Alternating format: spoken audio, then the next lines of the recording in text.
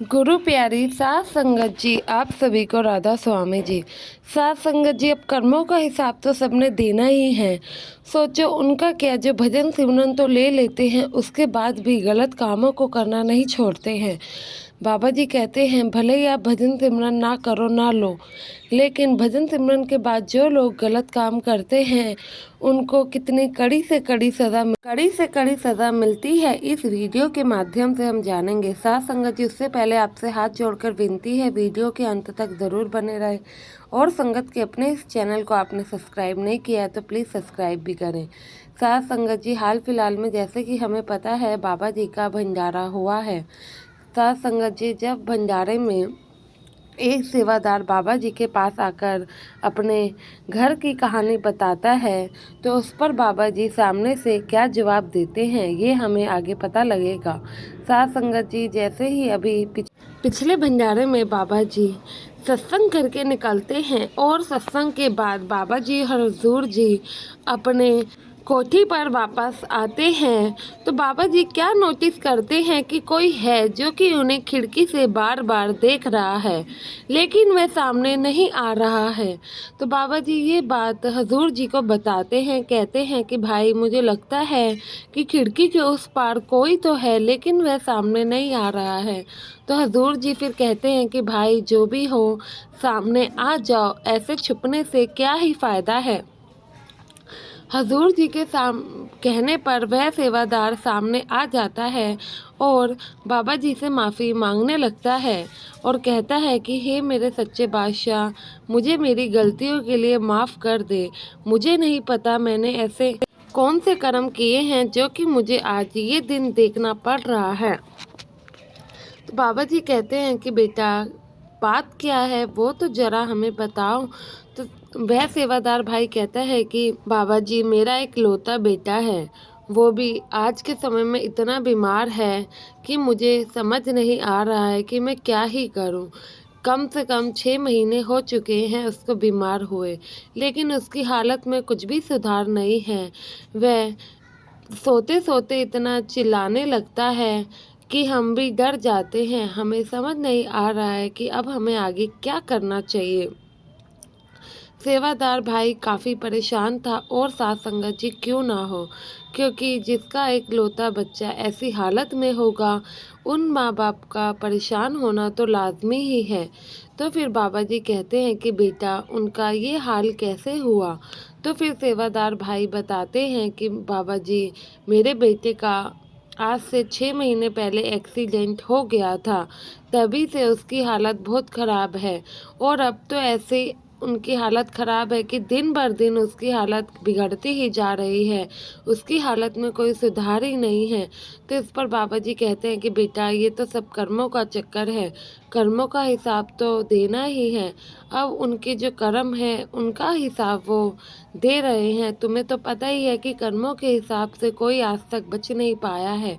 ना ही हम कर्म किसी के ले सकते हैं, ना ही हम अपने कर्म किसी को दे सकते हैं। तो वह सेवादार कहता है कि बाबा जी भले ही आप मुझे सारे दुख दे दो, लेकिन मेरे बेटे को बख्श दो।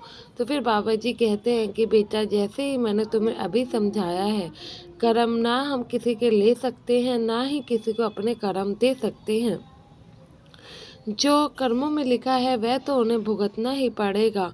तो फिर सेवादार भाई हाथ जोड़कर कहता है कि बाबा जी हम क्या करें, तो वो अब कैसे ठीक हो सकता है। तो इस पर बाबा जी कहते हैं कि बेटा आपका बेटा अब ठीक नहीं हो सकता है। वह सेवादार कहता है क्यों बाबा जी, पर ऐसा क्यों? मेरे बेटे ने तो आज से 1 साल पहले ही नामदान लिया है, फिर भी उसके साथ ऐसा क्यों हो रहा है? आप तो कहते हैं कि जो नामधारी होते हैं उनको सिर्फ आप ही लेने आते हो। बाबा जी कहते हैं कि बेटा भले ही तुम्हारे बेटे ने नामदान लिया हो, लेकिन उन्होंने कभी भी नाम की कमाई नहीं करी है और नामदान लेते हुए हम कितनी बार बताते हैं कि क्या काम हमें करने चाहिए और क्या नहीं। नामदान लेने के बावजूद आपके बेटे ने कितने गलत काम किए हैं। यही वजह है जो कि उनके सामने उनके कर्म आ रहे हैं। क्योंकि उन्हें नामदान चाहे वह ना लेते तो ठीक था, लेकिन नामदान लेने के बाद जो उन्होंने गलत काम किया वह बिल्कुल भी ठीक नहीं है। तो बाबा जी उन्हें समझाते हैं, पर वह सेवादार भाई कहता है कि बाबा जी, अब जो गलती उन्होंने कर दी वह तो नहीं सुधारी जा सकती, लेकिन मैं उन्हें सिखाऊंगा और कहूँगा कि वह आगे से ऐसा ना करे। पर बाबा जी कहते हैं कि बेटा, अब कुछ भी नहीं हो सकता है, आपका बेटा ठीक नहीं होगा क्योंकि उसका अंतिम समय है। जैसे ही बाबा जी उसे यह बताते हैं तो वह सेवादार भाई फूट फूट कर रोने लगता है और अपने बेटे की तरफ से माफ़ी मांगता है। पर बाबा जी उन्हें समझाते हैं कि बेटा, सबने एक ना एक दिन जाना है, जिसका जितना खाता होता है वह उतना ही तो रहता है। तुम अपने आप को थोड़ा संभालो और हिम्मत रखो, और तुम्हारे बेटे को इन सब से जल्द ही मुक्ति मिल जाएगी। ज़्यादा परेशान मत हो, मैं समझ सकता हूँ कि तुम पर क्या बीत रही है, लेकिन अब तुम ही हिम्मत हार जाओगे तो परिवार वालों को कैसे संभालोगे। तो वह सेवादार भाई कहता है कि बाबा जी, कुछ भी करके आप मेरे बेटे को बचा लीजिए। तो बाबा जी कहते हैं कि बेटा नहीं, ऐसा नहीं हो सकता है, उनका जितना जीवन लिखा है वह उतना ही जिएंगे। बस ये तो हम लोग ही हैं जो कि मुँह माया में फंसे हुए हैं।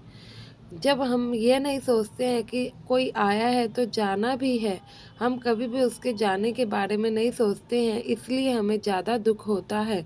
अगर हम मृत्यु को ही सच मान ले, अपना भजन सिमरन करें, तो क्यों हमें परेशानी हो। उनका अंतिम समय है, इसलिए उन्हें ज़्यादा परेशानी हो रही है। पर तुम अपने बेटे को कहो कि वह जिस भी हालत में है वह नाम का सिमरन करे। तो अगर वह नाम का सिमरन अभी भी करते हैं, अभी भी जो वक्त है, तो उसमें थोड़ा बहुत नाम जप लेंगे, तो आने वाली जो उन पे और भी परेशानियां, उनका सामना करने में उन्हें ज़्यादा परेशानी नहीं होगी। लेकिन वे अभी भी अंतिम समय में भी अपना नाम का सिमरन नहीं करते हैं, फिर तो उन्हें कोई भी नहीं बचा सकता है। अभी भी वे नाम की कमाई करेंगे तो उनकी परेशानियां कम जरूर होंगी। तो वह सेवादार बाबा जी के आगे हाथ जोड़कर कहता है कि हाँ बाबा जी, मैं आज ही उससे घर जाके कहूँगा कि वह जितना जीवन उस पे बचा है वह भजन सिमरन करने में ही गुजारे, ताकि उसके सामने आने वाली परेशानियां कम हो सके। साथ संगत जी, देखा ना कैसे हमें कर्मों का हिसाब करना पड़ता है। आपसे भी मेरी हाथ जोड़कर विनती है, नामदान लेने के बाद कभी भी ऐसा हमें काम नहीं करना चाहिए जो कि बाबा जी हमें सख्त मना करते हैं, क्योंकि इसके जो कर्म होते हैं वह बहुत भारी होते हैं। हमें नहीं पता फिर हमारे साथ आगे क्या होना है क्या नहीं। जैसे कि बिल्ली का बच्चा होता है, बिल्ली चूहा कितने तेज से पकड़ती है, वही अपना बच्चा कितने नरम उससे पकड़ती है। ऐसे ही मृत्यु तो सबको आनी है, वो अब हमारे हाथ में है कि हमें कैसे बाबा जी का हाथ पकड़कर जाना है, या फिर काल हमें घसीट कर लेकर जाए तो हमें वैसे जाना है। मर्जी हमारी है, अभी भी वक्त रहते हम अपना जीवन सुधार सकते हैं।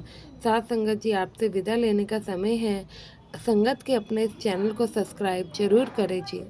गुरु प्यारी साथ संगत जी, आप सभी को राधा स्वामी जी।